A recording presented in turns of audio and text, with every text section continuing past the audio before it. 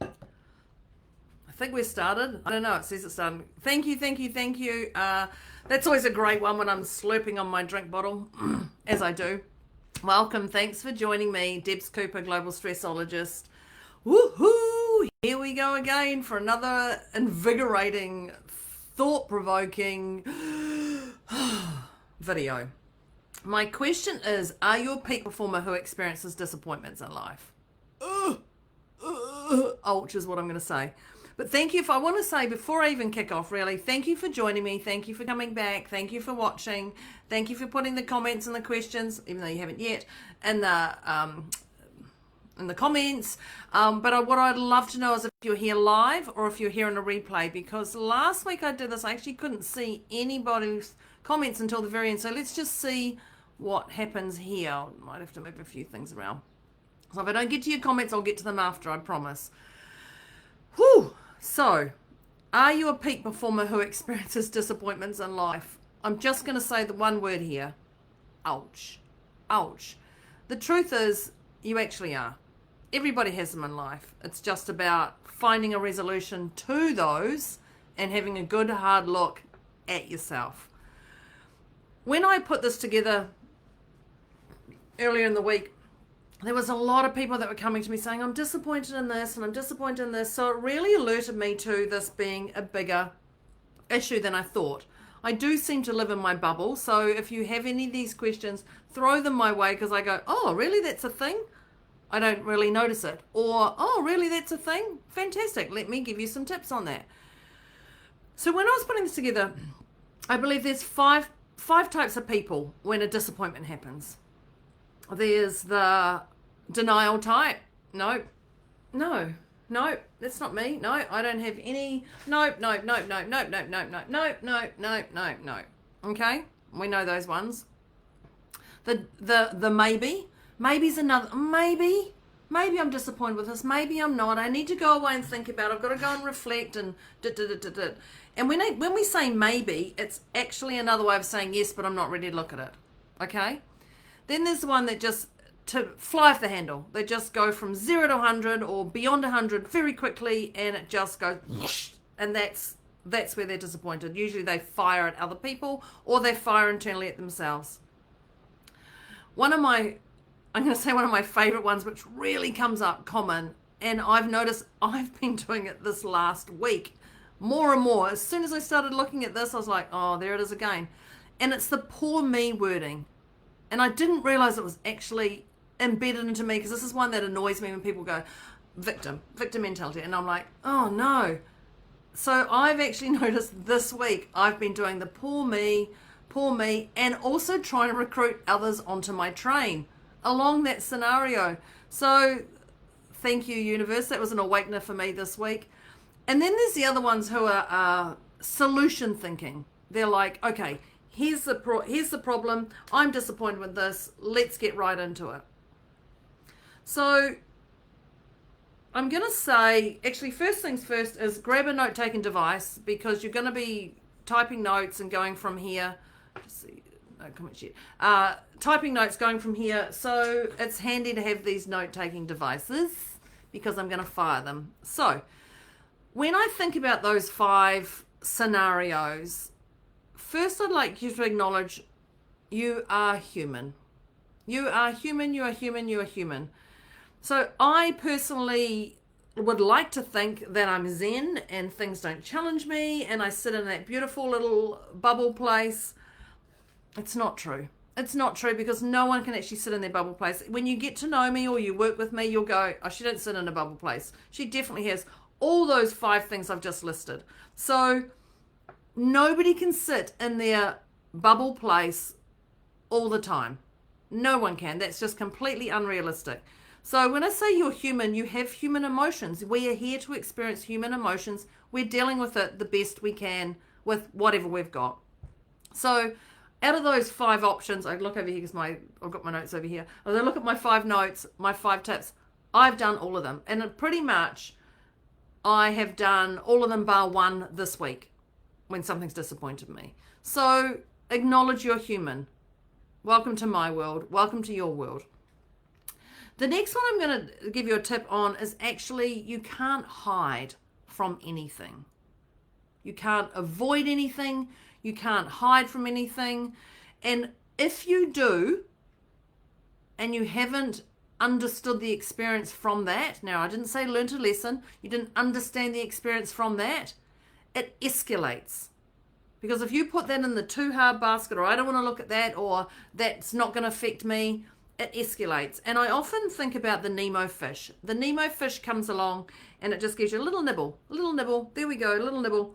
And then the next thing goes, let's say the tuna. The tuna comes along and goes boom.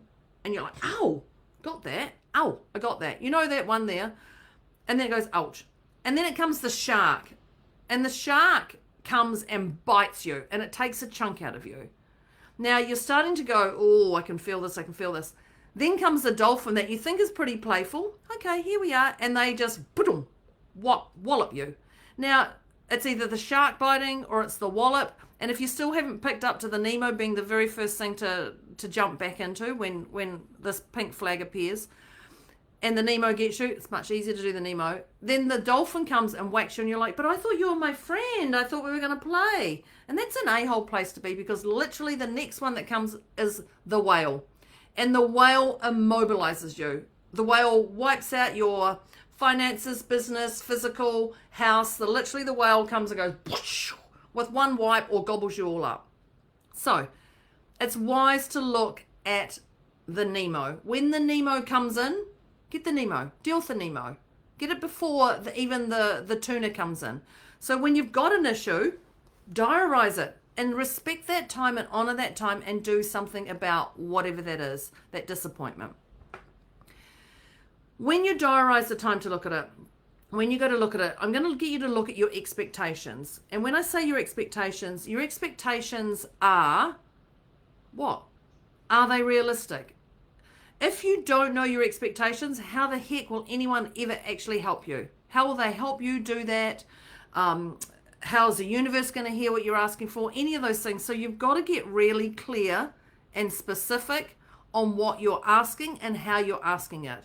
Whatever you're looking for, get clear and specific on that. Because your expectations, if they're and realistic, if they're realistic and you're clear and specific, they will come.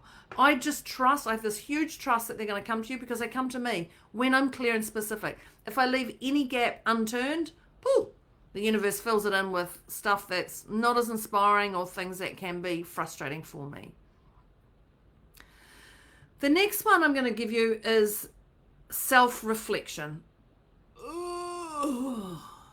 Now, this might be an uncomfortable one. It doesn't have to be, but I can feel that in people going, self-reflection, that's just, ugh. So regularly reflect on your wobbles. You just have to look at your wobbles. Seen, heard, and acknowledged. Just see them, I can hear them, and I can acknowledge them. Regularly reflect on your wobbles, and you'll unlock the patterns and insights as you go along. You will unlock the patterns and insights as you go along, because they are there for you. When you've looked at your past and you've reminded yourself, I've survived before, celebrate your past. I've survived before, I can do this again. Celebrate that past. Whatever that past is, celebrate that, because that helps you with your self-reflection to go, actually, I can celebrate that because I got myself a new job, or I got myself a new partner, or I actually changed my way of thinking, or I connected with Deb. Whatever that is, that self-reflection will pull you back to celebrating. One of the tips I'm going to share now is flexibility. And when I say flexibility, you'll all know I use the favorite word. It starts with P, and it's called pivot. So pivot. Be adaptable and open to maneuvering, pivoting, adjusting, tweaking. Whatever strategies you've used in the past, they're not all set in concrete. They're not all set in concrete. So don't be blind to them. You're going to acknowledge them.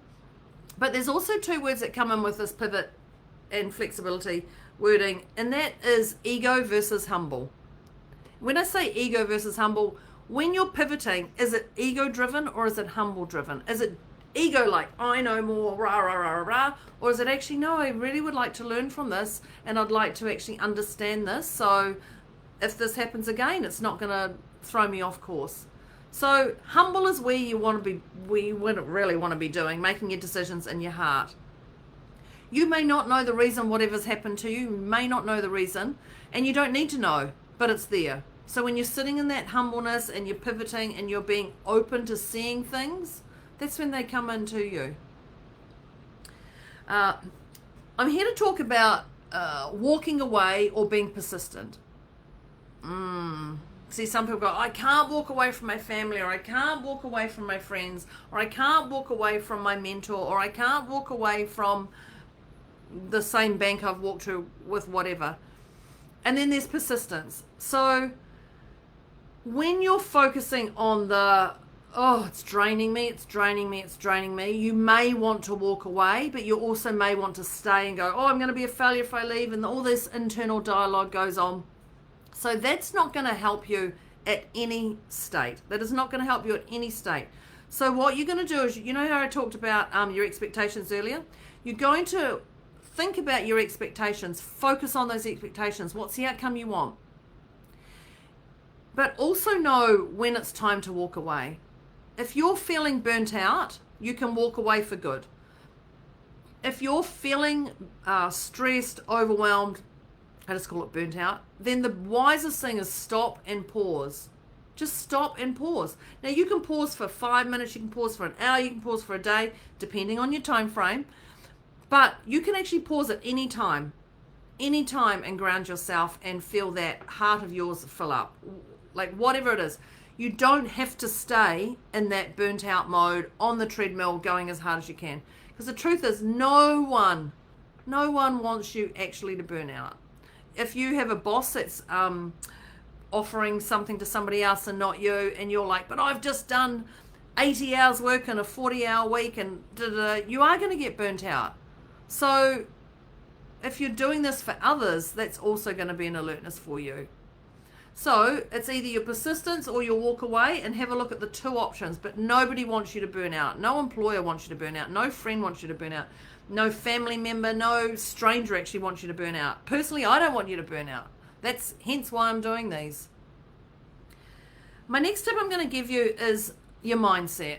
Ah, surprise, I hear you say your mindset. And when we're looking at your mindset, I'd like you to turn your mindset into growth thinking, which is also gratitude thinking. And it can be this simple. I'm just giving you these tips. They're very simple, and you just implement one.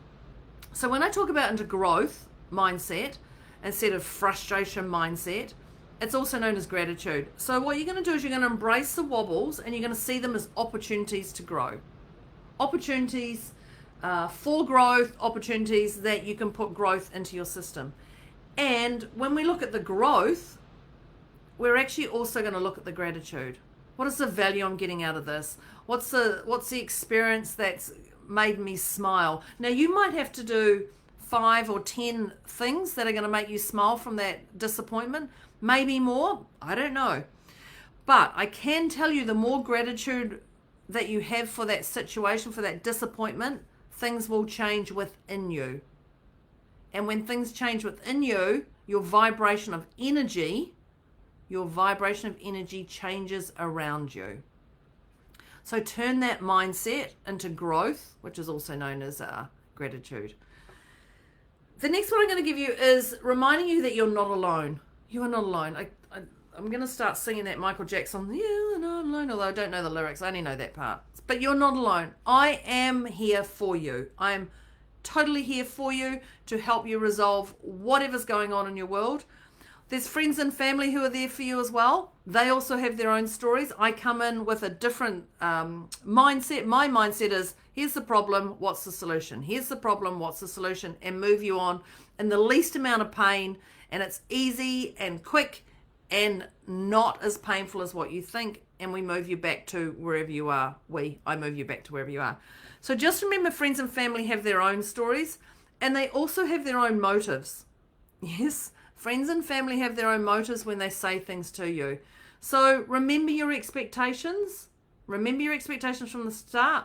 When you're recruiting others to help you with this, because you are recruiting others to help you with this, remembering you're not alone, Just know, do you want them to listen, or do you want them to give you strategies? Or do you want them to listen and hold on to it and then not have an opinion? Because that's really hard. That's a real hard thing for someone to sit and do, unless you're a professional and that's what you do every day in and out, is actually just listen to you and not give you any opinion. Yeah, you're doing well. You're doing well. Are they doing well? So just be aware that friends and family have their own stories, so you're not alone. So clearly I'm going to say, who would you call? Debz Cooper. Debz Cooper. Okay, right. Going back to you. There's a word called resilience. Ooh. And that goes back to that persistence or moving away. Resilience. Resilience means how much of the punching bag are you going to be? How much of the punching bag are you going to take? Reminding yourself you've been there before. Reminding yourself you've been there before and you've survived before. Oh, you've survived before. Yes, you've clearly survived because you are here with us. So you've survived before. So remember that resilience, but don't be the punching bag to things in life. Okay? Don't be the punching bag to things in life. I've only got another couple of tips, peeps. So hang in there. My next one is solution focused. And I believe I mentioned something earlier. I don't know. Maybe I did, maybe I didn't. Maybe it was a call before you. Solution focus is meaning instead of having the weight of this problem weighing you down, you're actually focusing on finding a solution. Now, as you know, I'm incredibly great at that. Here I am giving you solutions for disappointments in life. But when you're solution focused, your whole mind and energy changes. But you can only do it. Remember my very first tip, you're human. You can only do it when you're ready. You can't force anything. Forcing anything is like, I reference it, pushing a wet noodle. If I had to force you to do something, it's like pushing a wet noodle. Have you tried to push a wet noodle? If you haven't, try and do it, because it never goes the way you want it. It sticks, it breaks, it disintegrates. You get more frustrated with the damn noodle than the noodle does with you. So when you're focusing on solutions, your whole energy changes. But it's not just focusing on solutions. It's actually taking proactive steps to get things done. Remember, when you're solution focused, how long do you want to sit in this space for? Has this been occupying, this disappointment, has it occupied your mind more than 24 hours? My feeling is if anything hangs around for longer than 24 hours, it's got to go. You don't want that stuff. You don't want the Nemo's the 24 hours. Do you want to wait 3 weeks for the next one? Or do you want to wait 2 days or 48 hours or 30? Like, no.